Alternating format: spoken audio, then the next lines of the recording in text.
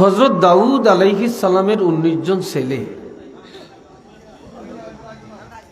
তো তিনি খালি কান্নাকাটি করতেছেন। ছেলেরা জিজ্ঞেস করে, আপনি কাঁদছেন কেন? হযরত দাউদ নবীর এক যোগ্য ছেলে, যার নাম হযরত সুলাইমান আলাইহিস সালাম, জিজ্ঞেস করেন, বাবা আপনি কাঁদছেন কেন? বলে, 3টা প্রশ্ন আমার কলিজার ভিতরে, আমার কলিজাটা যেন, এই 3টা প্রশ্ন আমার কলিজাটা যেন জ্বালিয়ে দিল, আগুন যেন জ্বলতেছে। 3টা প্রশ্নের উত্তর খুঁজে পাচ্ছি না। ছেলেরা এক একজনে এক একটা ভাবে জবাব দেন। জিজ্ঞাসা করলেন, বাবা আপনার প্রশ্নগুলো কি? বলে, 1 নম্বরের প্রশ্ন হলো, এই দুনিয়ায় কোন জিনিসের দাম নাই, মূল্য নাই? দ্বিতীয় প্রশ্ন হলো, কোন জিনিস একেবারে কাছে পাওয়া যায়? 3 নম্বর প্রশ্ন, কোন জিনিস একেবারে দূরে পাওয়া যায়? ছেলেরা এক একজন এক এক রকম জবাব দিচ্ছেন, বুঝে আসে না। বাবার এই প্রশ্ন শুনে হযরত সুলাইমান নবীও মাথা নিচু করে কাঁদছেন, কাঁদতেছেন। বলে, তুমি কাঁদছো কেন? নিশ্চয়ই তোমার অন্তরে প্রশ্নের উত্তরগুলো বিদ্যমান আছে, তুমি বলো। হযরত সুলাইমান আলাইহিস সালাম বলে, বাবা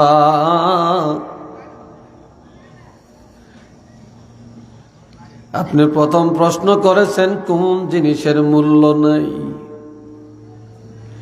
এই দুনিয়ায় যেই জিনিসের মূল্য বেশি, যেই জিনিসের দাম বেশি, সেই জিনিসের কোনো মূল্য নাই। বলে, এটা কিভাবে? দুনিয়াতে সবচেয়ে দামি হলো মানুষ। মানুষের চেয়ে এত মূল্য, এত দামি আর কোনো বস্তু নাই। এই দামি মানুষটা যখন ইন্তেকাল করে বা মরে যায়, লাশ হয়ে যায়, তখন এই পৃথিবীর জমিনে কারো কাছে 1 পয়সা মূল্য নাই। আসেনি? চিল্লিয়ে বলেন, আছে? কেউ চাইনা না দিয়া রাখবনি আপনারে? যত মানুষে কান্নাকাটি করে, হাউমাউ করে, এরা কি রাখার জন্য কাঁদে না তাড়াতাড়ি পার করার জন্য কাঁদে? দুনিয়াতে মানুষের অনেক বোঝা, বোঝার কোনো শেষ নেই। সবচেয়ে বড় বোঝা হইল লাশ। সবচেয়ে বড় বোঝা কি? এই লাশ যতক্ষণ মাটির উপরে থাকে, এটা মানুষের জিন্দাদের জন্য মারাত্মক বোঝা। আর এটা যখন দাফন কাফন হয়ে যায়, তখন প্রত্যেকের বোঝা শেষ হয়ে যায়। ঠিক না? এর চেয়ে বড় বোঝার কোনোটা নেই। হযরত দাউদ নবী বললেন, বাবা তোমার প্রশ্নের জবাব সঠিক। এবার বলো, কোন জিনিস একেবারে কাছে পাওয়া যায়? হযরত সুলাইমান নবী বললেন, বাবা অনেক কিছু দুনিয়াতে কাছে পাওয়া যায়, তবে মালাকুল মাউত হযরত আজরাইল আলাইহিস সালামকে যত কাছে পাওয়া যায়, এত কাছে আর কাউকে পাওয়া যায় না। মৃত্যুটা মানুষের সবচেয়ে দূরে না কাছে? একটু আওয়াজ দিয়ে বলেন, সবচেয়ে কাছে। এই যে আমরা এখানে বসছি, আমাদের সাথে মরণ আসেনি? মালাকুল মউত আসেনি? যেতে আইল কাটে হিতার কাছে নাই, যেতে কিস্তি উড়ায় হিতার কাছে নাই, যেতে সুদ খায় হিতার কাছে নাই, যেটা মুনাফিক হেডার কাছে নাই, যেটা সমাজের সিটার হেডার কাছে মনে হয় নাই, যেটা বাটপার হেডার কাছে নাই, যেটা বাড়িতে গ্রামে গুঞ্জে লাডা লাগায়, লাডা লাগাই না কতটি আছে না, হেডিনের কাছে মনে হয় ডরেও যায় না নাকি? একটু তো চিন্তা করি না।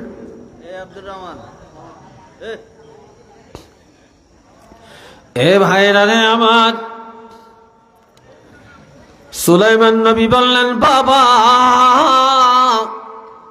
মালাকুল মাউতকে যত কাছে পাওয়া যায় এত কাছে আর কাউকে পাওয়া যায় না। হযরত দাউদ নবী বললেন, বাবা তোমার জবাবটা সঠিক, এবার বলো কোন জিনিস একেবারে দূরে।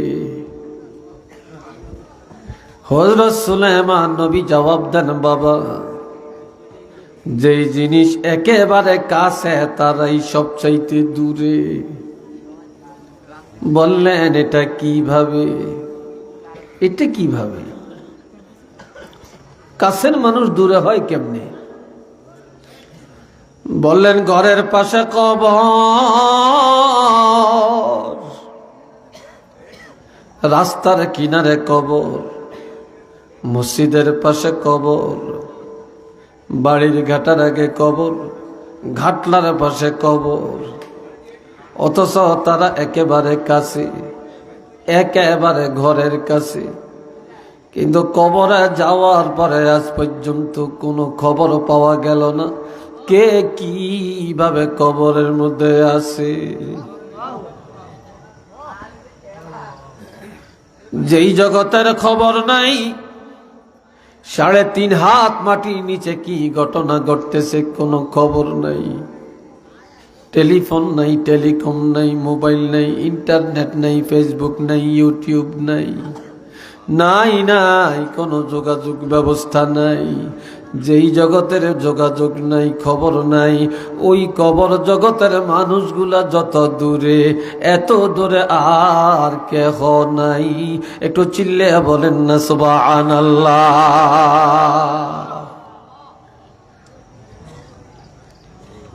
আছে জোরে কোন আছে? কেউ নেই, কেউ নেই। কোন আশায় এত বাহাদুরি, এত লাফালাফি? এ বাপজান রে আমার, খেয়াল করেন, জীবনে এই ক্ষুদ্র বয়সে কত মানুষের লাশ দেখলাম,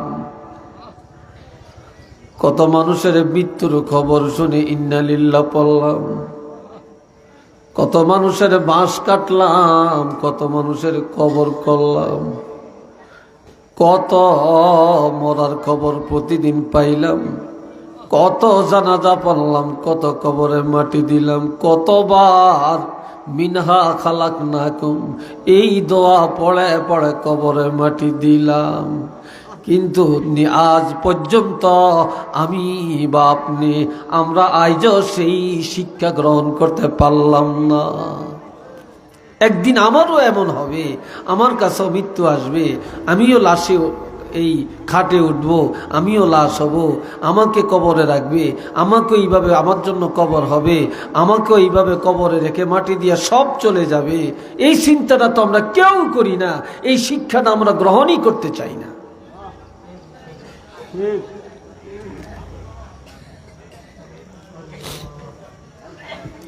আমরা এমিহিমি চাইয়েন না।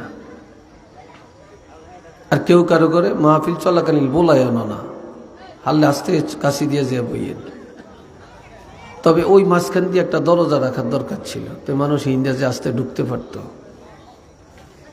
দুয়ার রাখছেন এই মাথা দিয়ে একটা, যেতে এই ইন্দি ঢুকতে চায়, এই ইন্ডিয়া যাইতে চায় না। এ ভাইরা রে আমার, সবাই আমার সাথে পড়েন, মিনহা খলাকনাকুম ওয়া ফিহা নুঈদুকুম ওয়া মিনহা নুখরিজুকুম তারাতান উখরা।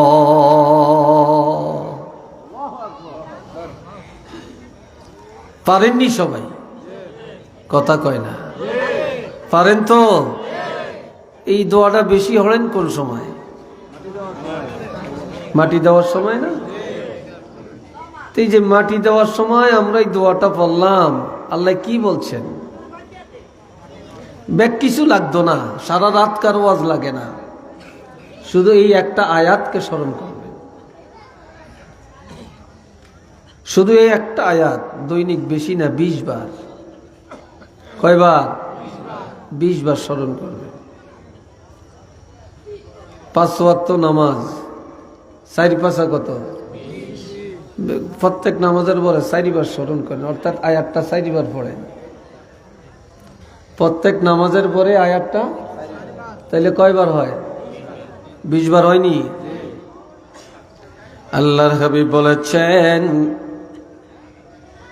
যে ইমানদার দৈনিক 5 প্রত্যেক ওয়াক্তে 4 বার দৈনিক 20 বার এই আয়াতটা তেলাওয়াত করবে, আর মৌতের চিন্তায় বিভোর হইয়া পড়বে, মগ্ন হইয়া পড়বে, এই লোকটা দিনদার হইয়া যাবে, খাঁটি মুসলমান হইয়া যাবে, খাঁটি আবেদ হইয়া যাবে, অসংখ্য গুনাহ থেকে নিজকে রেহাই করতে পারবে।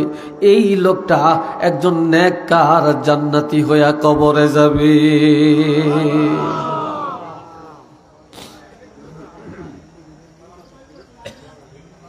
দুইটা জিনিস রাসূল বলেছেন, একটা জিনিস মানুষের ঈমানকে বাড়ায়, আর একটা মানুষের নেক আমল বাড়ায়। قال رسول الله صلى الله عليه وسلم كثرة ذكر الموت وتلاوة القرآن। কে বেশি বেশি কবরের চিন্তা, বেশি বেশি মৌতের চিন্তা। যে যত বেশি মৌতের চিন্তা করবে তত বেশি তার গুনাহ থেকে বাঁচা সম্ভব, নেক আমল তার বেশি হবে। মৌতের চিন্তায় তারে সুদের দিকে নিবে না, মৌতের চিন্তায় তাকে ঘুষের আড্ডায় নিবে না, মৌতের চিন্তায় তারে গাঞ্জা খাওয়াই নিবে না, মৌতের চিন্তায় মদ পান করবে না, মৌতের চিন্তায় জিনার আড্ডায় যাবে না, মৌতের চিন্তায় ধোঁকাবাজি করবে না, কারো মাথায় বাড়ি দিবে না, জুলুম করবে না, কারো হক জুলুম করে মেরে খাবে না। মৌতের চিন্তায় অন্যায় থেকে বেঁচে থাকবে, আর এই মৌতের চিন্তায় এই লোকটা নেককার হয়ে যাবে, নেক আমল বেশি বেশি করতে পারবে। ঠিক না? ওয়া তিলাওয়াতিল কোরআন, আর বেশি বেশি কোরআন তেলাওয়াত। যত বেশি কোরআন তেলাওয়াত করবে ঈমান তাজা হয়ে যাবে। যত বেশি কোরআন পড়বেন তত বেশি ঈমান তাজা হবে। মৌতের চিন্তায় আমল তাজা, কোরআন তেলাওয়াতে হয় ঈমান তাজা। ওয়া ইজা তুলিয়াত আলাইহিম আয়াতুহু জাদাতুহুম ঈমানা। যখন এই ঈমানদারেরা কোরআন তেলাওয়াত করে, মা বোনেরা কোরআন তেলাওয়াত করে, অথবা ঈমানদারের কাছে তেলাওয়াত হয়, ঈমানদারেরা কান লাগায়া তেলাওয়াত শুনে, তখন আমার আল্লাহ বলেন জাদাতুহুম ঈমানা, তাদের ঈমান বেড়ে যায়। ঈমান বেড়ে যাওয়ার অর্থ হলো তাদের ঈমান তাজা হয়ে যায়। ঈমান কি হয়? তাজা হয়ে যায়। এই জন্য রাসূল আরেকটা হাদিসে বলছেন, قال رسول الله صلى الله عليه وسلم لا تجعلوا بيوتكم مقابر إن الشيطان ينفر من البيت الذي تقرأ فيه القرآن। আমার নবী বলেন, ও দুনিয়ার ঈমানদার মুসলমানেরা, তোমাদের ঘরগুলা গোরস্থান বানাইও না রে, ঘরের কবর বানাইও না, ঘরের কবর বানাইও না। তার কারণ কবরে নামাজ নাই, কবরে কোরআন তেলাওয়াত নাই, কবরে জিকির নাই, কবরে দুরুদ নাই, কবরে বিলাদ নাই, এক কথায় কবরে কোনো আজান একামত নাই। যেই ঘরের মধ্যে ইবাদত নাই, তেলাওয়াত নাই, জিকির নাই, নামাজ নাই, এটা কবর। কবরেও নাই, ঘরেও নাই, তাহলে ঘরটাও কি? কবর। তোমাদের ঘরের গোরস্থান বানায়ও না, তোমাদের ঘর ইবাদতের কারখানা বানাও, তোমাদের ঘর নামাজের কারখানা বানাও, তোমাদের ঘর জিকিরের কারখানা বানাও, তেলাওয়াতের কারখানা বানাও, তালিমের কারখানা বানাও। কিন্তু সিনেমা হল বানায়ও না, গানের আড্ডা বানায়ও না, শয়তানের আড্ডাখানা বানায়ও না। ইন্নাশ শাইতানা ইয়ানফিরু মিনাল বাইতিল্লাযী তাকরাউ ফীহিল কুরআন। যেই ঘরে প্রতিদিন কোরআন তেলাওয়াত করা হবে, ওই ঘরের থেকে শয়তান দূর হয়ে যাবে, বালা দূর হয়ে যাবে, মুসিবত দূর হয়ে যাবে, অশান্তি দূর হয়ে যাবে। যেই ঘরে ইবাদত চলবে, যে ঘরে কোরআন তেলাওয়াত হবে, ওই ঘর আল্লাহর রহমত আর বরকতে পরিপূর্ণ হয়ে যাবে। একটু চিল্লে বলেন না সুবহানাল্লাহ।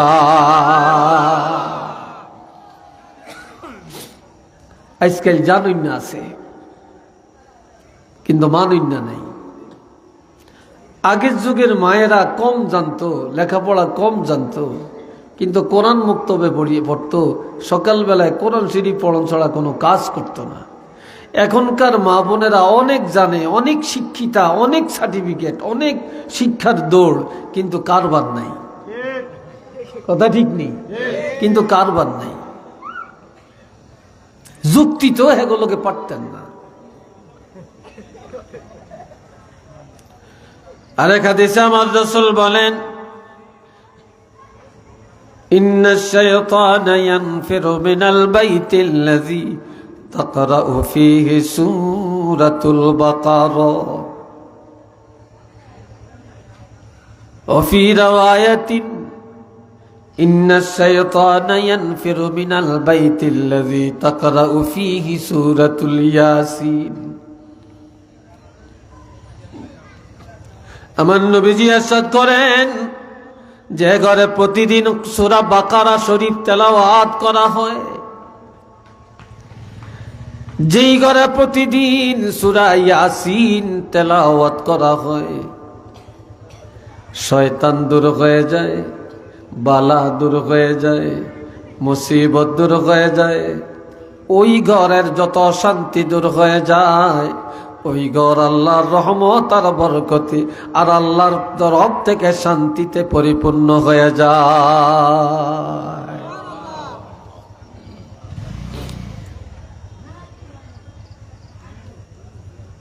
এ বাবা জিরানে আমার, এবারে আসেন আবার পড়েন, মিনহা খালাকনাকুম ওয়া ফিহা নুঈদুকুম ওয়া মিনহা নুখরিজুকুম তারাতান উখরা। আল্লাহ বলছেন, বান্দারে, এই মাটি দ্বারা আমি আল্লাহ তোমাদেরকে বানাইছি। কি দিয়া বানাইছি? জোরে কর। প্রথমেই আল্লাহ বললেন, এই মাটি দিয়ে তোমাদেরকে বানাইছি। এটার আরো কথা আছে। এই মাটির দিকে তাকাও, মাটির কোনো অহংকার নাই, মাটির কোনো গর্ব নাই, মাটির কোনো ঝগড়া নাই, মাটির কোনো ফাসাদ নাই, নাই নাই মাটির কোনো হিংসা নাই। এই মাটিতে ভালো মানুষও চলে, খারাপ মানুষও চলে, ইমানদারও চলে, বেঈমানও চলে। এই কবরের সব রঙের মানুষ আছে, কিন্তু মাটি কোনোদিন মাতামাতি করে না, বাধা দেয় না। এই মাটিতে সেজদা দেয়, এই মাটিতে কোরআন পড়ে, আবার এই মাটিতে শিরক করে, এই মাটিতেই কুফরি করে। মাটি কোনোদিন কাউকে কিছু বাধা দেয় না। এই মাটিতে যার মনে যেমনে চায় চলে, কোনো দিন মাটির আওয়াজ নাই। কাজী এই মাটি দিয়া তোমার ঘরে আমি আল্লাহ বানাইছি, তোমরা মাটির মানুষ, মাটির মতো তোমরা সহনশীল আর ধৈর্যশীল হয়ে যাও। কারো মাথায় বাড়ি দেওয়ার চেষ্টা করিও না, জুলুম করার চেষ্টা করিও না, তারপরে সন্ত্রাসী করার চেষ্টা করিও না। এই মাটির মতো মানুষ হয়ে যাও। একটু চিল্লে বলেন না সুবহানাল্লাহ। কাজী বানাইছি মাটি দিয়া, মাটির কিছু নাই, আর তোমরা মাটির মানুষ হইয়া এত অহংকার কেন?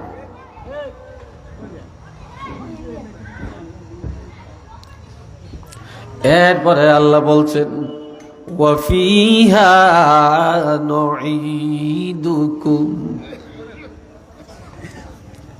যেই ঘরের মধ্যে টিনের চাল আছে, ওই টিনের চালে যদি পানি ঢেলে দেওয়া হয়, ওই পানি সেখানে থাকবে না, নিচে পড়ে যাবে। জোরে কন। বর্ষাকালে এই জায়গায় পানি আসেনি, আসে না? বন্যা হইলে আসে না? আবার খালে বিলে পানি আসে কি না? এখন কি পানি আসেনি? এই পানি যেখান থেকে আসছে সেখানে চলে গেছেনি। তাহলে পানি তো যা আছে তাই, কিন্তু আল্লাহ এই জমিনটাকের মধ্যে এমন স্তর রাখছেন, যেই স্তরের মধ্যে পানিগুলো নিয়ে আল্লাহ সব জমা করে রাখছেন। ঠিক নেই? কাজে আমার আল্লাহ এই পানি, এই তো উদাহরণ, পানি কোনোদিন মাটির উপরে থাকে না, যতক্ষণই হোক পানি পানির কাছে যে মিশে যায়। তোমরা মাটি দিয়া, মাটির থেকে তৈরি করেছি, তোমরা মাটি থেকে আসছো, মাটির মানুষ, তোমরা আর কোথাও যাবে না। এই মাটির মানুষ মাটির মধ্যে ফিরে যাবে, বা মাটির মধ্যে আমি আল্লাহ ফিরাইয়া আনলাম। একটু চিল্লে বলেন না সুবহানাল্লাহ। বাহির করছি মাটির থেকে, আবার ফিরিয়ে আনছি কোথায়? মাটিতে। ফিরিয়ে দিলাম মাটিতে, বা ফিরে আসবে মাটিতে। আর কোথাও যাওয়ার রাস্তা নাই, আছে এই মাটিতে। এরপরে কি বলছেন? ওয়ামিনহা নুখরিজুকুম তারাতান উখরা,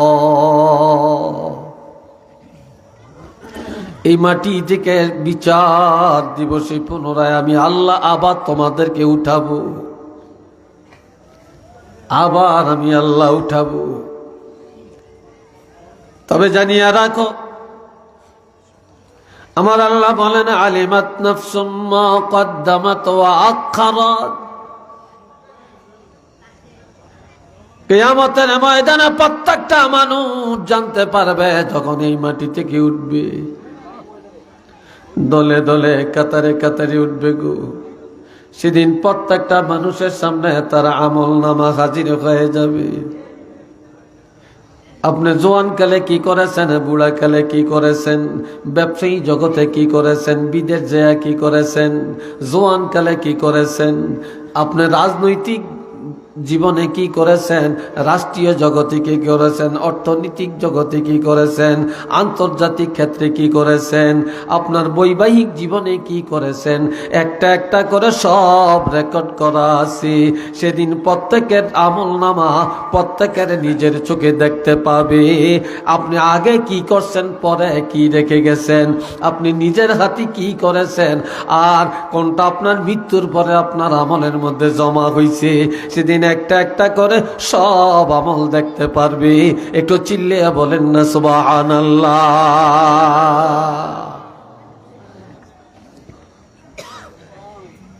শুধু এটাই না রে,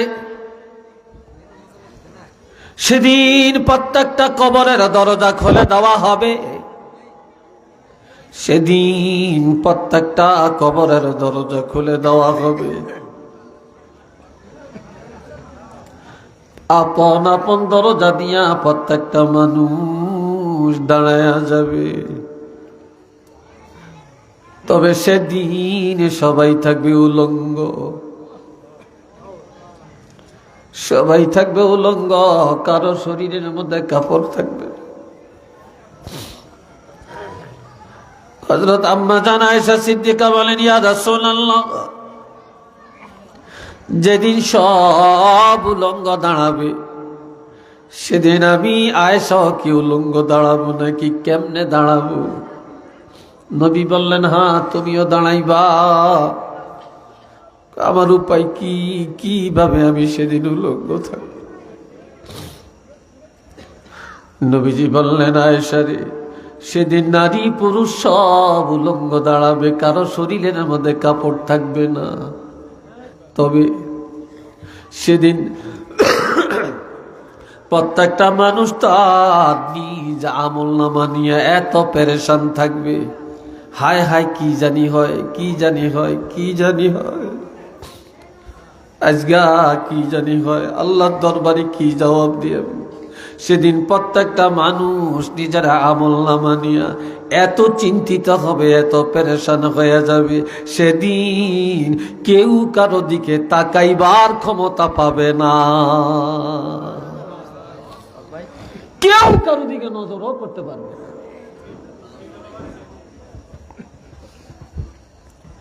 সাহাবীরা বলেন, ইয়া রাসূলুল্লাহ, এর মাইকেরটা শক্তি লাগে কেন রে?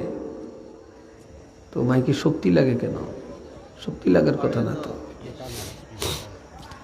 এই ভাইয়েরা রে আমার, সাহাবীরা বলেন, ইয়া রাসূলুল্লাহ, যেদিন সব উলঙ্গ দাঁড়াবে সেদিন আপনি রহমাতুল লিল আলামিন কিভাবে দাঁড়াবেন?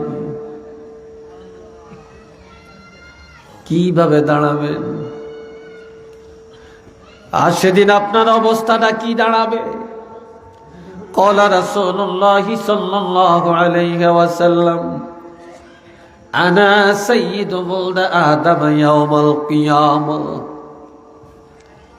নবীজি বলেন, সেদিন আমি রাসূলুল্লাহ, আমি রহমাতুল লিল আলামিন, আমি হব আদম সন্তানের মধ্যে সবচেয়ে নেতৃত্ব দেওয়ার মতো, অর্থাৎ আমার হাতেই সেদিন নেতৃত্ব থাকবে, আর কারো হাতে না। সেদিন আমাকে সকল নেতৃত্ব দেওয়া হবে। ওয়ানা আউয়ালু মান ইয়ানশাক্কু আনহুল কবর, সেদিন সর্বপ্রথম আমি রাসূলুল্লাহ রওজা পাকের মাটি দুই দিকে চলে যাবে। সর্বপ্রথম আমার রওজাটা ফেটে যাবে। সেদিন আমার আগে আর কাউকে ওঠানো হবে না। সেদিন আমার দ্বারাই ময়দানে হাসর উদ্বোধন করা হবে। সর্বপ্রথম আমাকে উঠানো হবে। ওয়া আনা আউয়ালু শাফিঈন, সেদিন আমি হব প্রথম সুপারিশকারী। ওয়া আনা আউয়ালু মুশাফফাঈন, সেদিন সর্বপ্রথম আমি রহমাতুল লিল আলামিন নবীর সুপারিশ আমার আল্লাহ গ্রহণ করে নিবেন। একটু আওয়াজ দিয়া বলেন না সুবহানাল্লাহ।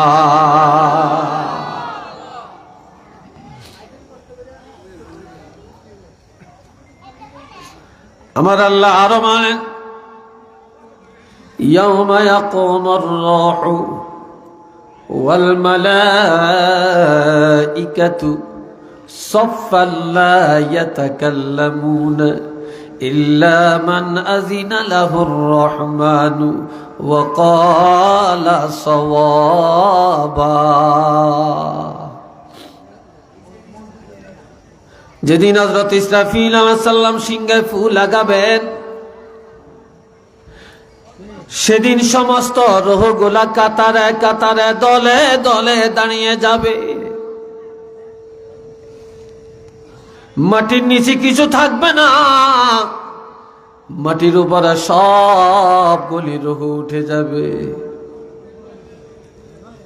ফেরেশতারাও কাতারে কাতারে দাঁড়াবে। তবে লা ইয়াতাকাল্লামুন, লা ইয়াতাকাল্লামুন, সেদিন কারোই কথা বলার ক্ষমতা থাকবে না রে। সেদিন প্রত্যেকের জবান বন্ধ হয়ে যাবে। কথা বলার ক্ষমতা কারো থাকবে না। নবীদেরও থাকবে না, সাহাবীদেরও থাকবে না, ওলিদেরও থাকবে না, নেতারও থাকবে না, ক্রেতারও থাকবে না, কোন হুজুরেরও থাকবে না। নাই নাই কারো জবান নাই। ইল্লা মান আযিনা লাহুর রহমানু ওয়া ক্বালা সাওয়াবা। দয়াময় রব্বুল আলামিন সেদিন দয়া করে যাকে অনুমতি দিবেন তিনি সেদিন আমার আল্লাহর সাথে কথা বলবেন। এই ছাড়া কথা বলার অধিকার কারো নাই নাই নাই। একটু চিল্লে বলুন না সুবহানাল্লাহ।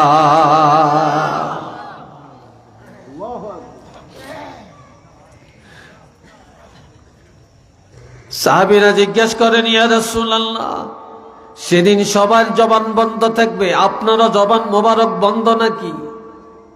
তখন নবী জবাব দেন, সাহাবীরা রে, যেদিন সব উলঙ্গ দাঁড়াবে সেদিন আমি রহমাতুল লিল আলামিন উলঙ্গ দাঁড়াবো না।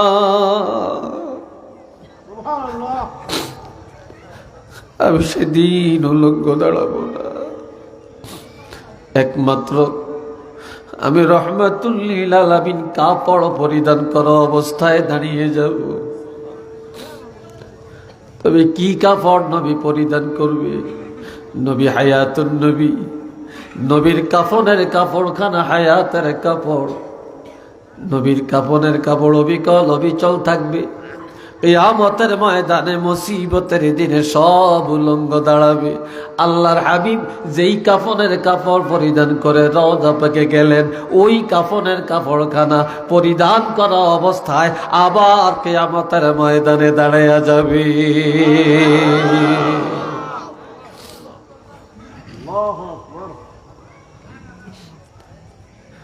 সাহাবীরা প্রশ্ন করলেন, ইয়া রাসূলুল্লাহ, যেদিন কারো কথা বলার ক্ষমতা হবে না সেদিন আপনার অবস্থাটা কি দাঁড়াবে? নবীজি বলেন, সাহাবীরা রে, আনা খতিবুহুম, যেদিন কারো কথা বলার ক্ষমতা নাই সেদিন সকলের পক্ষ থেকে একমাত্র আমি রহমাতুল লিল আলামিন কথা বলবো। সবার জবান বন্ধ হয়ে গেল, আমি আল্লাহর হাবিব আমার জবান মোবারক বন্ধ করা হবে না। একটু আওয়াজ দিয়া বলেন আল্লাহু আকবার।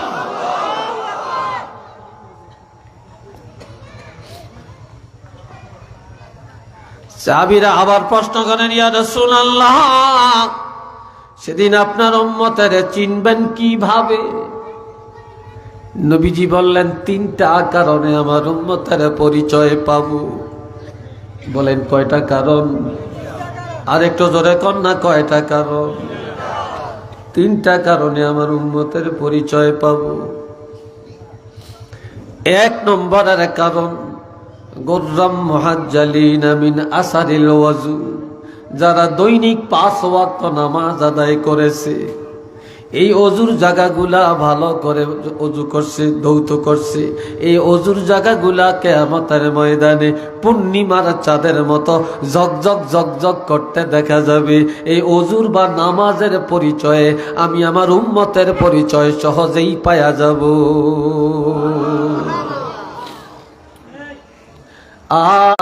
করে ওজুর পানিগুলো যখন শরীর থেকে টপ টপ টপ টপ করে ঝরে পড়ে, প্রত্যেকটা পানির ফোঁটার সাথে এই দেহের মধ্যে যত গুনাহ, এই গুনাহগুলো ওজুর পানির সাথে জড়িয়ে পড়ে। এমনকি শেষ পর্যন্ত দাড়ির মধ্যে একটু পানি আটকায়া থাকে, অথবা নখের পাকের মধ্যে পানি আটকায়া থাকে। এইভাবে ঝাড়া দিলে ওই পানিটাও ঝরে পড়ে, দাড়ি লাড়া দিলে পানিগুলো ঝরে পড়ে। এই ঝরা পানির সাথে গুনাহ ঝরে যায়। আওয়াজ দিয়া বলেন না আলহামদুলিল্লাহ। ইমাম আবু হানিফা, ইমামে আজম আবু হানিফা রহমতুল্লাহ আলাইহি, তিনি বলেছেন, ইমাম আবু হানিফা স্বচক্ষে দেখেছেন ওজুর পানির সাথে যে গুনাহ জড়ে যায়।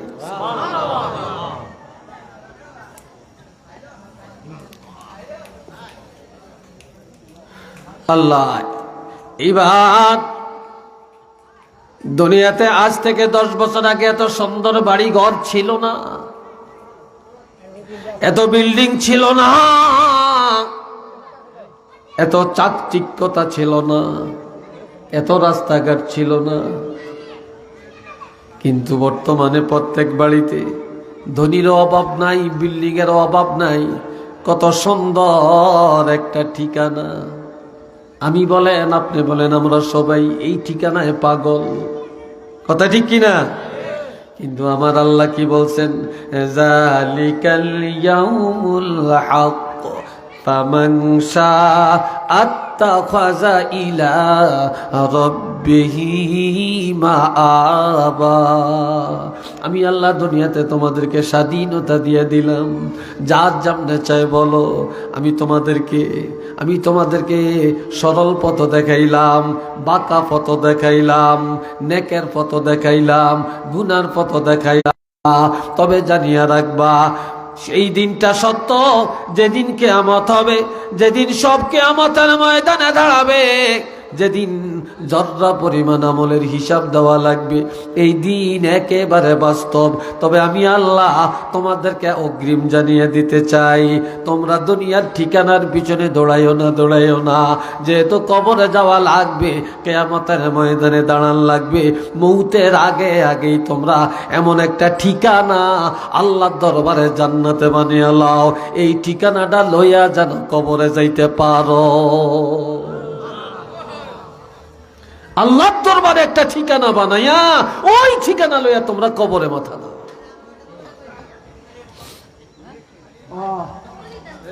আমার আল্লাহ পাক আরো বলেন, কাইফা তাকফুরুনা বিল্লাহি ওয়া কুনতুম আমওয়াতান ফাআহইয়াকুম সুম্মা ইউমীতুকুম সুম্মা ইউহয়ীকুম সুম্মা ইলাইহি তুরজাউন। সবাই মুহাব্বতে পড়েন আল্লাহুম্মা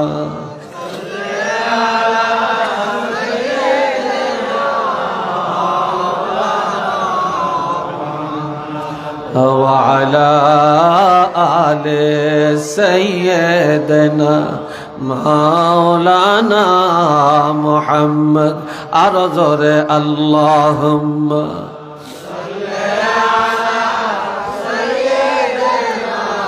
مولانا محمد وعلى آل سيدنا। আমার আল্লাহ বলেন, বন্দারে কিভাবে আমি আল্লাহর সাথে নাফরমানি করতে পারো, কিভাবে কুফরি করতে পারো, আমি আল্লাহর বিধানকে অস্বীকার করতে পারো, আমার আইন অমান্য করতে পারো, অথচ তোমরা ছিলা অস্তিত্বহীন। ওয়া কুনতুম আমওয়াতা, তোমরা সব ছিলা মৃত্যু। এই মৃত্যু মানে অস্তিত্বহীন। এখানে এত কথা হচ্ছে কেন? এই জায়গাটায় এখানে এত কথা কেন?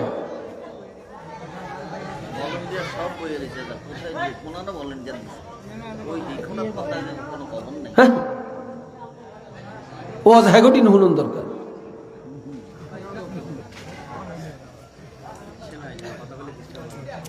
রে ভাইয়েরা আমার, আমরা ছিলাম ধানের মধ্যে, আমরা ছিলাম চালের মধ্যে, আমরা ছিলাম ডালের মধ্যে, আমরা ছিলাম তরু তরকারির মধ্যে, আমরা ছিলাম দুধের মধ্যে, আমরা ছিলাম ফল ফ্রুটের মধ্যে, আমরা ছিলাম ডিমের মধ্যে। আমরা এই খাওয়া খাদ্যগুলি যখন খাইলাম, খাওয়ার পরে আমাদের শরীরে রক্ত হইছে, মাংস হইছে, আমাদের শরীরে নাপাক পানি তৈরি হইছে। তাহলে আমাদের এই শরীর যেটা দ্বারা আমরা মানুষ তৈরি হয়, যে নতফা, এই নতফাটা ছিল খাওয়া খাদ্যের মধ্যে, ঠিক না? এই জন্য আল্লাহ বলছে কুনতুম আমওয়াতা, তোমরা ছিলে অস্তিত্বহীন। এরপরে আমি আল্লাহ বাবার মাধ্যমে মায়ের রেহেমের মধ্যে নিয়া, মায়ের রেহেমের মধ্যে 9 মাস 10 মাস রাখলাম। মায়ের পেটের মধ্যেই তোমাদেরকে আমি জীবন দান করলাম। আবার এই মায়ের গর্ভ থেকে জিন্দা দুনিয়াতে পাঠাইলাম। আবার বহু সন্তান মায়ের গর্ভ থেকে মরও আসে কি না? আমি আল্লাহ তোমাদেরকে জীবন দান করলাম।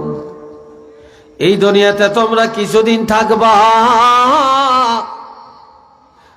জওয়ানি জীবন কাটাইবা, শিশুকাল কাটাইবা, বিয়া শাদী করবা, চাকরি করবা, কামাই রোজগার করবা, কৃষিকাজ করবা, বাড়ি গাড়ি করবা, দেশ বিদেশ করবা, তোমরা বিয়া শাদী করবা, সন্তানের বাবা হইবা, এরপরে দাদা হইবা, নানা হইবা।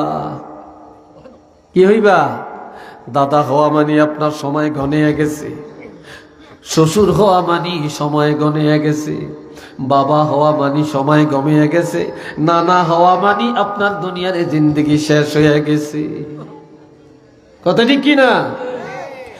এরপরে আমি আল্লাহ এই কিছুদিন রাখার পর সুম্মা ইউমিতুকুম, এই দুনিয়াতে আবার তোমরা মৃত্যুবরণ করবে। তোমাদের মৃত্যু আমি আল্লাহ দান করবো, এখানেই তোমরা বাঁচবা, এখানেই আবার মরবা। এবার যাইবা কই? দুনিয়াতে এক জায়গায় ধরে দিলে আরেক বাড়িতে যাও, বাপের বাড়ির জায়গা না পেলে শ্বশুর বাড়ির যে গজ্জামাই থাকো, বন্ধুর বাড়িতে যাও, হাজীগঞ্জে যাও, চাঁদপুরে যাও, ঢাকাতে যাও, কবিলাতে যাও, বিভিন্ন জায়গায় যে বাসা বাড়লে করিয়া জায়গা কিনা বাড়ি করিয়া বাস করো। কিন্তু দুনিয়াতে আমি আল্লাহ পাঠাইলাম, কিছুদিন কাটাইলা, এরপরে আবার এখানেই মরবা। এইবার সুম্মা ইউহয়িকুম, মরার পরে কিছুদিন কবরে থাকবা, এরপরে আবার আমি আল্লাহ জিন্দা করব। সুবহানাল্লাহ কর না? আবার তোমাদেরকে জীবিত করব। এইবার যাইবা কই? এইবার যাইবা কই? সুম্মা ইলাইহি তুরজাউন, এবার আর যাওয়ার কোনো রাস্তা নাই, যাওয়ার কোনো রাস্তা নাই নাই নাই। এবার তোমরা সবাই আমি আল্লাহর দরবারে আসা লাগবে, আমি আল্লাহর কাছে আসা ছাড়া তোমাদের আর যাওয়ার কোনো রাস্তা নাই। একটু চিল্লিয়ে বলেন না সুবহানাল্লাহ। আল্লাহর কাছে যাওয়া লাগবে কিনা? আরো জোরে বলেন, যাওয়া লাগবে কিনা? খালি হাতে যাবেন না ঈমান নিয়ে যাবেন?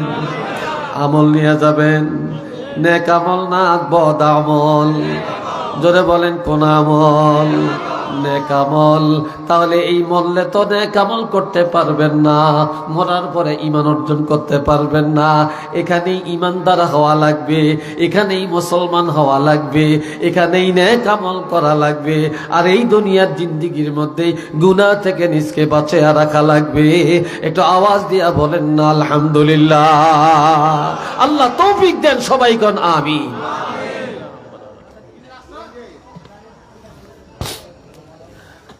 রে ভাইরা আমার, قل إن الموت الذي تفرون منه فإنه ملاقيكم عن محمود بن لبيد رضي الله تعالى عنه أن النبي صلى الله عليه وسلم قال اثنتان يكرههما ابن الآدم الموت والموت خير للمؤمن من الفتنة الدنيا ويكره قلة المال وقلة المال قلة الحساب. এটা আল্লাহু আকবার কন্যা। আল্লাহর হাবিব ইরশাদ করেন, দুইটা জিনিস মানুষ বেশি অপছন্দ করে। কয়টা? জোরে বলেন কয়টা? দুইটা জিনিস মানুষ পছন্দ করে না। তার মধ্যে বনি আদম দুইটা জিনিস অপছন্দ করে, তার মধ্যে এক নম্বরে অপছন্দ করে মৃত্যু। কেউ মরতে চায় না, কেউ মরতে চায় না, সবাই বাঁচতে চায়। ঠিক নি? সবচেয়ে বেশি অপছন্দ করে মরণটারে। একটু বাঁচার জন্য দেশ বিদেশ যায়, বাড়ি বিক্রি করে, ঘর বিক্রি করে, সোনা বিক্রি করে, এরপরও ডাক্তারের কাছে যায়, মাদ্রাস যায়, ভারত যায়, সিঙ্গাপুর যায়, আমেরিকা যায়, এরপরও কেউ বাঁচতে পারে কিনা বলেন? বলেন পারে? এরপরও কেউ পারে না। অথচ নবী বলেন, আল মাউতু খায়রুল লিল মুমিন, যারা ঈমানদার, যারা মুমিন, তাদের জন্য মৃত্যুটা হলো অতি উত্তম। মুনাফিক, বেঈমান, নফরমান, কাফের, মুশরিক তাদের জন্য মৃত্যুটা হলো একেবারে লাঞ্ছনা। আর ঈমানদার যারা তাদের জন্য মৃত্যুটা হলো অতি উত্তম। কেননা আল মাউতু খায়রুল লিল মুমিনিন মিনাল ফিতনাতি, ঈমানদারের জন্য মৃত্যুটা অতি উত্তম দুনিয়ার ফিতনা থেকে। দুনিয়া থাকলেই তো গুনাহ, দুনিয়া থাকলেই তো গুনাহ, দুনিয়া থাকলেই মিশা কথা, দোকাবাজি, রংবাজি, সিটাবাজি, সিটারি, মুনাফিকি, পরের ঠগান, ধরন মারণ আর অহংকার, গর্বরিয়া, হিংসা, দুনিয়া এগুলা ফিতনায় ভরা। ঈমানদারেরা দুনিয়ার এসব ফিতনা থেকে বাঁচতে পারবে কবরে চলে গেলে। এই জন্য ঈমানদারের জন্য মৃত্যুটা হলো অতি উত্তম। আওয়াজ দিয়া বলেন না সুবহানাল্লাহ। 2 নম্বরে ওয়ায়াকরাহু কিল্লাতুল মাল, কম টাকা মানুষ পছন্দ করে না, কম জায়গা পছন্দ করে না, সম্পদ কম এটা কেউ পছন্দ করে না, টাকা কম এটা পছন্দ করে না। সবাই চায় অনেক টাকা, সবাই চায় অনেক সম্পদ, সবাই চায় অট্টালিকা। কিন্তু আমার রাসূল বলেন কিল্লাতুল মাল কিল্লাতুল হিসাব, যে কম টাকা কম সম্পদ কিয়ামতের ময়দানে হিসাবও কম। কিয়ামতের ময়দানে কি হিসাবও কম। আর যার সম্পদ বেশি তার হিসাবও বেশি, ঠিক কিনা? অথচ এই দুইটাকে মানুষ অপছন্দ করে। আর এই দুইটার কথাই রাসূল ভেঙ্গে পড়লেন, যার জন্য আমার ভাইরা রে হযরত ওসমান গনি রাদিয়াল্লাহু ফিল জান্নাহ, আল্লাহর রাসূলের জবান মোবারকে বললেন হযরত ওসমান গনি রাদিয়াল্লাহু জান্নাতে যাবে। আরো আস্তে কর, নবী নিজে বলছেন এর জান্নাতি। এরপর তিনি যখন কোন কবরের কাছে দিয়া যান, হযরত ওসমান গনি রাদিয়াল্লাহু কানতে কানতে অস্থির হয়ে যান। সাহাবীরা বলে হুজুর আপনি তো জান্নাতি, আল্লাহর হাবিব বলেছেন আপনি জান্নাতে যাবেন, এরপরেও আপনি কবর দেখলে এইভাবে কান্নাকাটি করেন কেন? কি কারণে আপনি কাঁদেন? হযরত ওসমান গনি রাদিয়াল্লাহু কেঁদে কেঁদে বলেন আল কবর আউয়ালু মানজিলিম মিন মানাজিলিল আখিরাহ, আখিরাতের যতগুলা গেট, যতগুলা দরজা, যতগুলা ঘাটি, কবর হলো প্রথম ঘাটি, প্রথম গেট।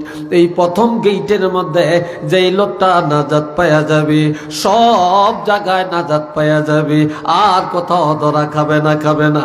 আর যে লোকটা কবর প্রথম গেটের মধ্যে ধরা খায়া যাবে, এই লোকটা আর কোন গেটের মধ্যে নাজাত পাবে না। একটু চিল্লে বলেন না সুবহানাল্লাহ। আমার আল্লাহ বলছেন আল্লাযীনা কাযযাবু বিআয়াতিনা ওয়াস্তাকবারু আনহা লা তুফাত্তাহু লাহুম আবওয়াবুস সামাই ওয়ালা ইয়াদখুলুনাল জান্নাতা হাত্তা ইয়ালিজাল জামালু ফি সাম্মিল খিয়াম। সবাই একটু জিকির করেন লা ইলাহা ইল্লাল্লাহ, লা ইলাহা ইল্লাল্লাহ, লা ইলাহা লা ইলাহা ইল্লাল্লাহ, লা ইলাহা ইল্লাল্লাহু মুহাম্মাদুর রাসূলুল্লাহ सल्लल्लाहु अलैहि वसल्लम। आए खोशा चश्मे के आगर यानी यूस, आए खोशा चश्मे के आगर यानी यूस, वाए हुमायूं दिल के आगर यानी यूस। আল্লামা জালালউদ্দিন রুমি বলেন এই দুনিয়া তামাশা করার জন্য না, এই দুনিয়া কান্নার জন্য। এই দুনিয়াটা কি জোরে কোন? এই দুনিয়া কান্নার জন্য। যারা কবরের চিন্তায় চোখের পানি ফালেয়া কান্দে, আখিরাতের চিন্তা করে চোখের পানি ফালেয়া কান্নাকাটি করে। যে লোকটা নামাজের পরে আল্লাহর দরবারে মুনাজাত দিয়া গুনাহ মাফ চায়, যে লোকটা গভীর রাত সবাইকে ঘুমের ঘরে রেখে একা একা ঘুম থেকে জেগে ওযু করিয়া অন্ধকার রাত আল্লাহর দরবারে সেজদায় যায় আর চোখের পানি ছেড়ে আল্লাহর দরবারে কান্দে রে। এমন মানুষগুলা যখন অন্ধকার কবরে যাবে, এমন মানুষগুলা যখন কবরে যাবে, তখন তাদের চোখ আর কানবে না, আর কান্না করা লাগবে না, লাগবে না, লাগবে না, লাগবে না।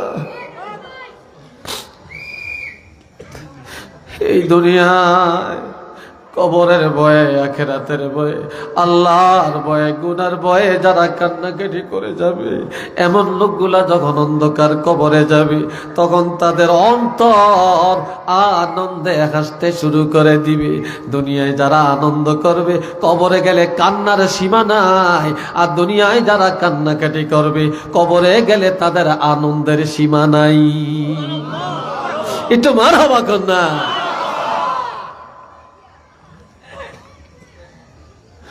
বাবাজিরা রে আমার, দুনিয়াতে যদি জিজ্ঞাসা করে বাড়িটা কার, কয় আমার।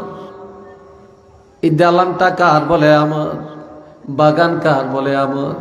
কয় দিঘিটা কার, কয় আমার। কয় এই যে খোদাই বিলের এত বড় বিল, এটার এতটার মালিককে, কয়টা সাইডে নিয়ে আমার। এই মার্কেট কার, বলে আমার।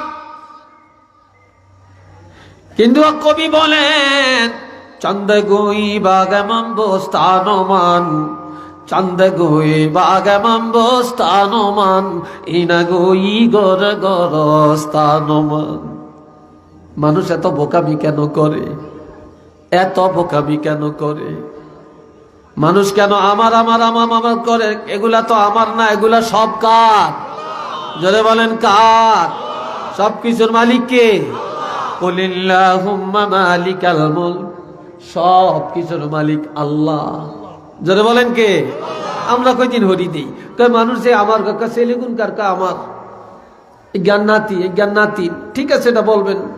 কয় আমার আমার করিয়া এই যেগুলো আমার বলে, এদের পিছনে জিন্দিগি শেষ করলা, অথচ যে প্রকৃত মালিক সেইটার জন্য তো জিন্দিগি শেষ করো না। কথা ঠিক কিনা? মানুষ কি বোকামি করে? চন্দা গই বাগামান বস্তানমান, ইনা গই গর গরস্তানমান। মানুষ এই কথা কেন বলে না? এই ঘর আমার না, এই বাড়ি আমার না, এই দালান আমার না, এই টাকা আমার না, এই সম্পদ আমার না। আমার হলো একটা জায়গা, সেটা হলো যেই কবরে আমার বাবা, যেই কবরে আমার মা, যে কবরে আমার দাদা, যে কবরে নানা, যে কবরে পূর্বপুরুষ, যে কবরে আমার ওস্তাদেরা, যে কবরে আমার পিসাবেরা, যে কবরে দুনিয়ার নবীরা, যে কবরে সাহাবীরা, যে কবরে ওলি আল্লাহরা। কাজেই আমিও এই কবরের মালিক। কবর ছাড়া আমার ভাগ্যের কিছু নাই। যারা নিজের সম্পদ কবর মনে করে, তারাই ওলি আল্লাহ হইয়া কবরে যাইতে পারে, তারাই কবরে যাইতে পারে। আর যারা আমার আমার কয়ে শুধু এর পিছনেই দৌড়ায়, তারা কখনো আমল লইয়া আর ইমান লইয়া কবরে যাইতে পারে না। এরা বলল না আমার শুধু এটাই না, কাজ গাওয়া আজ গাওয়া সাত কব সগিয়া করে দে, আজ গাওয়া সাত কব সগিয়া করে দে, আজ গরে শাহ এক আওয়াজ না আমদি। এটা আল্লাহু আকবার কন্যা, আর একটু জোরে কন্যা আল্লাহু আকবার। আমগো দেশের যুবকেরা কয় আমরা আরো বড় হইয়াম, আর বুড়া হইয়াম, বিয়া শাদী করিয়াম, ছেলে মেয়ে হবে, দাদা নানা হইয়াম, এরপরে মসজিদ ধরিয়াম, এরপরে দাঁড়ি রাখিয়াম, এরপরে টুপি মাথার দিয়াম, এরপরে গাঞ্জা খাওয়ান ছাড়িয়াম, মদ খাওয়ান ছাড়িয়াম, শয়তানি বদরামি সব ছাড়িয়া একেবারে পাক্কা দরবেশ হইয়া যাইয়াম। ও যুবকরা, তোমার কি সুযোগটা আছে? জোরে বলেন আছে?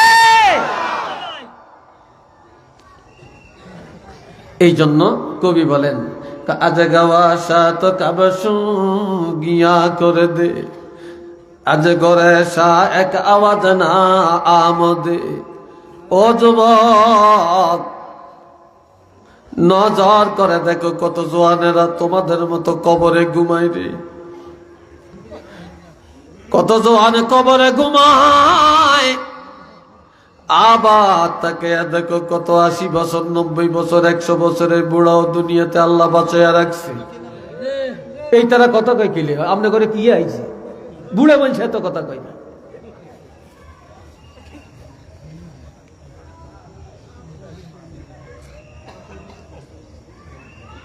আল্লাহ নজর করে দেখো 80 বছর 90 বছরের বুড়াও বেঁচে আছে, কিন্তু তোমাদের মতো কত যুবক কবরে ঘুমায় রে।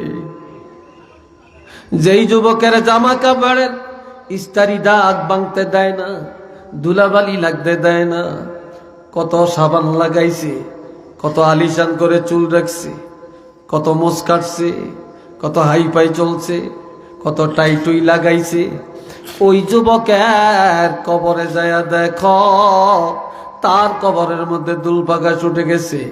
কত গরুয়ে ঘাস খায়, কত ছাগলে খায়, কত কুকুর শুয়ে ঘুমায়, কত বিড়াল ঘুমায়, কত বানর বাসা বেঁধে থাকে। ওই জওয়ানের আওয়াজ গেল কই, বাহাদুরি গেল কই, শক্তি গেল কই।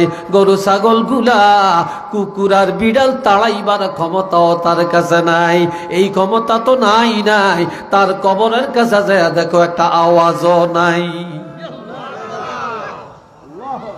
কথা ঠিক কিনা? যাইয়া দেখো একটা আওয়াজও সেখানে নাই। এরপরে বলছেন বেরোদার বেশে গরস্তা নজর কুন, বেরোদার বেশে গরস্তা নজর কুন, হার গাজানা শানে দিশা 100 খুন। দুনিয়াতে এতিমখানা চিনিনি আপনারা? এতিমখানা কত এতিমখানা বাংলাদেশও আছে, আছে না? এতিমেরা লেখাপড়া করে, খাওয়া দাওয়া করে, এতিমখানায় কত জাকাত দেয়, কত চাইলের বস্তা দেয়, কত এতিমের জামা কিনে দেয়, কত এতিম ঘর করিয়া দেয়, কত এতিম কানলে চোখের পানি মুচ্ছা দেয়, আছে কিনা? কিন্তু এটা তো এতিমখানা, ঠিক আছে, এর চেয়ে বড় এতিমখানা একটা আছে, তোরা একটু ওই এতিমখানা যা, এতিমকে খবর ল। এটা কোনটা? এটা কবরস্থান। এটা আল্লাহু আকবার কন্যা রে ভাই। এটা কোনটা? তোমার বাড়ির পূর্ব দিকে, তোমার বাড়ির দক্ষিণ দিকে, তোমার বাড়ির গাটার আগে, তোমার বাড়ির পুষ্কুনির পাড়ে, তোমার বাড়ির ঘাটলার কিনারে, মসজিদের পিছনে যে গোরস্থান, ওই কবরের কাছে যাও। যারাই কবরে শুইয়া ঘুমায় তারাও একদিন এই দুনিয়ার মালিক ছিল, এই বাড়ি ঘরের মালিক ছিল, এই সম্পদের মালিক ছিল। তারাও দুনিয়ায় কত হাসি তামাশা করেছে। আজ তাদের কবরের কাছে যে দেখো তারা কিভাবে ঘুমায় রে। কাজেই এতিমদের খবর লও।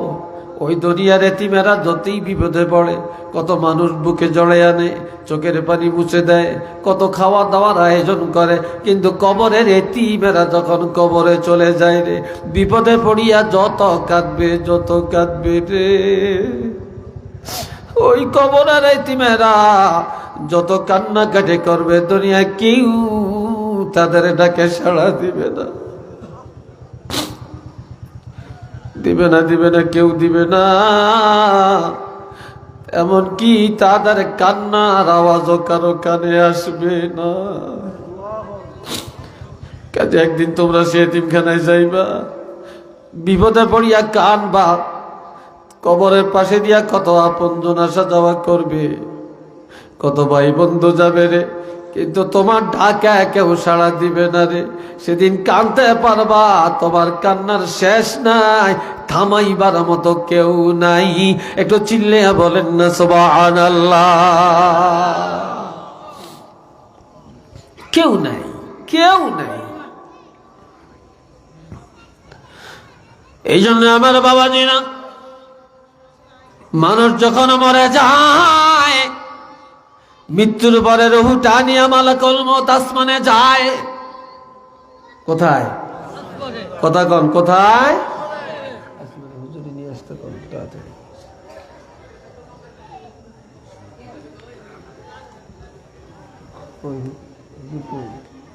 নয়টা আসার কথা কয় আল্লাহ হুজুরকে নিয়ে এসে মোহাব্বতে পড়েন আল্লাহুম্মা সাল্লি আলা সাইয়্যিদিনা মাওলানা মুহাম্মদ ওয়া আলা আলিহি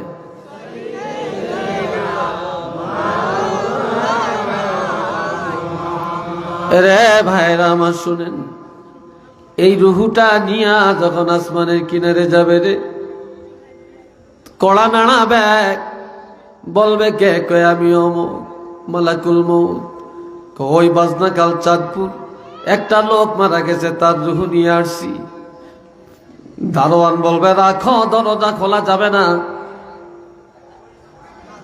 এই লোকটা সারা জীবন কি করেছে, পুরা জিন্দেগীর নথিপত্র আমার আল্লাহ অর্ডার দিয়েছেন, এ লোকটা নেককার, এ লোকটা ইমানদার, এ লোকটা আল্লাহর পরহেজগার বান্দা।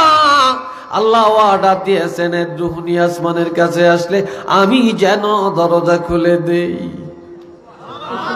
তখন দরজা খুলে দেওয়া হবে, এইভাবে 7 আসমানের দরজা খুলে যাবে।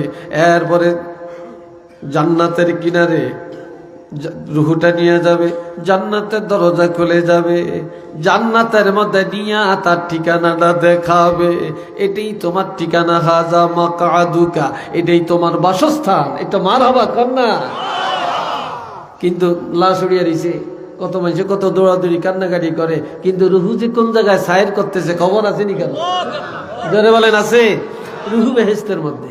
এই বেহেশতটা দেখায়া আবার যেই দরজা দিয়ে রুহুটা নিয়ে গেছে, আবার পুনরায় রুহুটা বের করে নিয়ে আসবে। জান্নাতের দরজায় এমন একটা টেবিল আছে, টেবিলের মধ্যে একটা বালাম খাতা আছে। ওই বালাম খাতাটা খুলিয়া এই পর্যন্ত কতজন আসছে জান্নাতি, এই বাবা হযরত আজরাইল আলাইহিস সালাম এই লোকটার নাম্বার দিয়া ওই জান্নাতের বালামের মধ্যে নামটা উঠাইয়া দিবে। কিয়ামতের ময়দানে এই বালাম কার রুহু মৃত্যুর পরে এই জান্নাতি বালামের মধ্যে কার নাম উঠছে, এই বালামটা দেখা কিয়ামতের ময়দানে হিসাব করা হবে। তো যখন আল্লাহু আকবার, এবার রুহুটা নিয়ে আবার লাশের কাছে আইসা এই রুহুটা ছাড়িয়ে দিয়া মালাকুল মউত যাইব গিয়া। এবার রুহুটা কি করব? ঘরের চারিদিক দিয়া, লাশের চারিদিক দিয়া তওয়াব করবে। লাশ যখন বাইর করবে চারিদিক দিয়া তওয়াব করবে। যখন গোসল দিবে রুহটা চারিদিক দিয়া তওয়াব করবে। তওয়াব মানে ঘুরবে। যখন জানাজা পড়বে রুহটা ঘুরিয়া ঘুরিয়া দেখবে এই দেশের কারা কারা জানাজায় শরীক হইছে। এরপরে এই লাশটা নিয়ে যখন কবরে যাবে রুহটা পিছে পিছে রওনা করবে, সব লাশটা কবরে রাখবে। এরপরে সব চলে যাবে, এই রুহটাও কবরে যাবে। আবার মাটি দিয়া সব বাড়ি ঘরে চলে যাবে রে। এই রুহটা আল্লাহর নির্দেশে আবার এই দেহের ভিতরে ঢুকাইয়া দেওয়া হবে।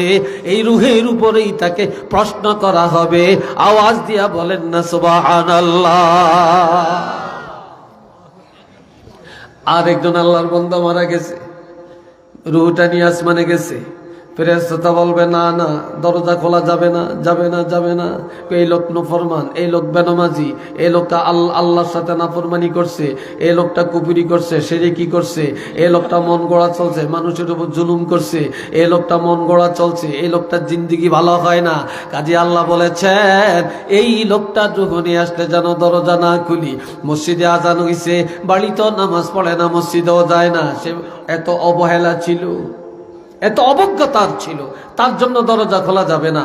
তখন আবার এই রুহু নিয়া মালাকুল মউত আবার জমিনে চলে আসবে। এবার জমিনের দরজা আছে, জমিনের দরজা খুলে যাবে।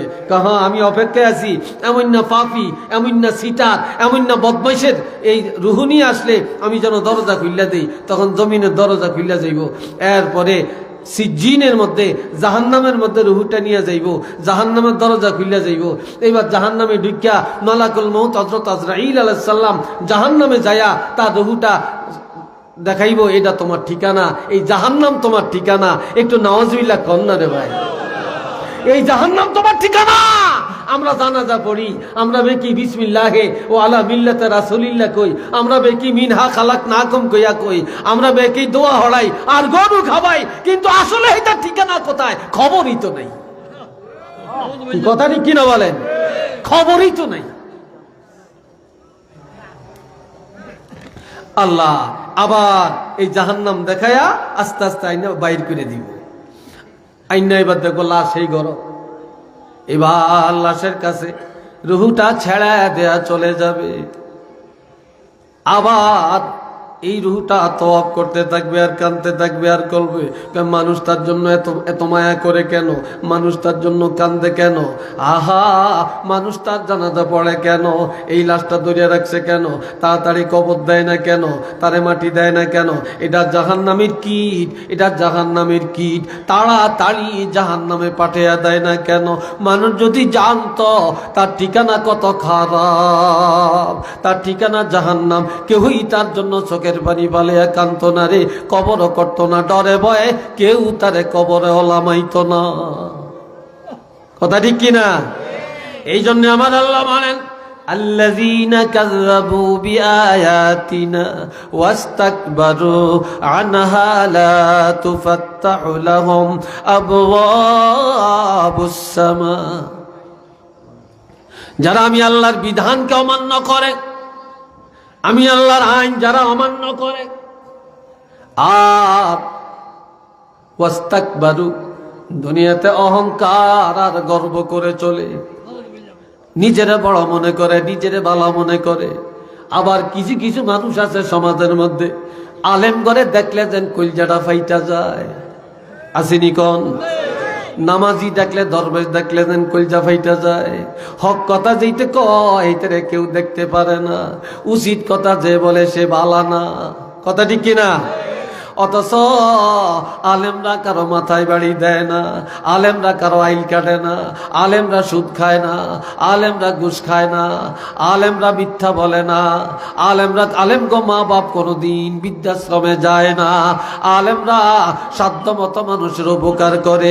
ওয়া ইজা খাতাবাহুমুল জাহিলুনা ক্বালু সালামা। আলেম করে জাহেলেরা গালমন্দ করে, আলেমদের সমালোচনা করে, আলেমরা কোনোদিনই গালি দেয় না, গালি দেয় না, গালি শূন্য মাথা নিচু করিয়া রাখে। আর আলেমরা যখনই দোয়া করে, এই পৃথিবীর সকলের জন্য আলেমরা হেদায়েতের দোয়া করে। কথা ঠিক কিনা ভাই? আলেমরা দোয়া করে, শান্তির দোয়া করে। যাই আলেমরা শান্তির দোয়া করে, রহমতের দোয়া করে, নাজাতের দোয়া করে, ওই আলেমদের সমালোচনা আবার এই দেশের মুসলমান কিভাবে করতে পারে? বলেন আপনারা। আল্লাহ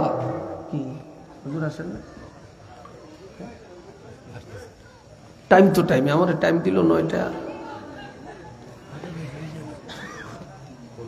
আল্লাহ আল্লাহ ভাই মোহাব্বতে সবাই বলেন সাল্লাল্লাহু আলা মুহাম্মদ সাল্লাল্লাহু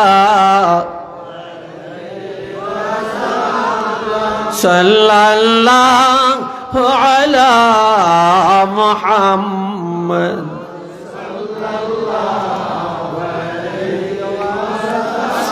এই আপনারা উঠছেন কেন? আপনারা হাইটেন না, কথা শুনেন।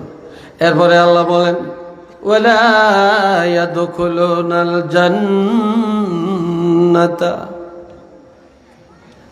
এই মিথ্যাবাদী আর অহংকারীরা জান্নাতেও যাবে না, যাবে না। হাত্তা ইয়ালিজাল জামালু ফি সাম্মিল খিয়াত। এটা দ্রুতগামী ওট অথবা একটা ঘোড়া একটা সুইয়ের ছিদ্র দিয়া যাওয়া যেমন সম্ভব না, আর একটা মিথ্যাবাদী আর অহংকারী কোনদিন আল্লাহ জান্নাতে যাওয়া সম্ভব না। সুইয়ের ছিদ্র দিয়া ওট যাইতে পারবে? যেমন যাইতে পারবে না অহংকারী, মিথ্যাবাদী, জালেম, শয়তান, এরা কখনো আল্লাহর জান্নাতে যাইতে পারবে না। তাই কাজী আসুন আমরা সবাই এই কবরের শিক্ষা, মওতের শিক্ষাটা গ্রহণ করি, অহংকার, গর্ব, রিয়া, হিংসা ত্যাগ করে আর